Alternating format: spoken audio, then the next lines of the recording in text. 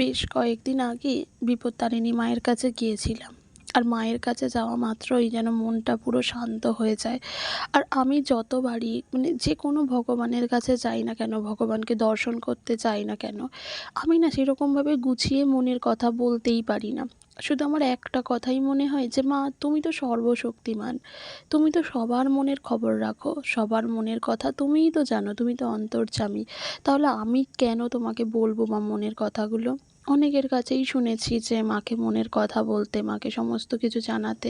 হ্যাঁ, এমনটা না যে আমি মাকে কিছু বলিনি। আমি গল করে আমার যা বলার বলে গেছি নিজের মনেই। কিন্তু আদৌ কি সেরকমভাবেই কি মাকে বলতে হয়? আমি সত্যি বলছি, এখনও আমি মন থেকে বুঝে উঠতে পারি না, বা আমি নিজে জানিই না যে ভগবানকে কিভাবে আমি জানাবো আমি মনের কথাগুলো। কারণ আমার তো একটা কথাই মনে আসে, "মা, তুমি তো অন্তর্যামী।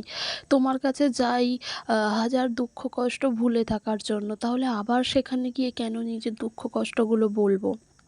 তো একটা আশা নিয়ে মায়ের কাছে গেছি। আমার মায়ের কাছে ভরসা আছে, হয়তো মা একদিন না একদিন ঠিকই আমার মনের আশাটা পূরণ করবে। হয়তো দেরি হবে, হয়তো অনেক সময় লাগবে।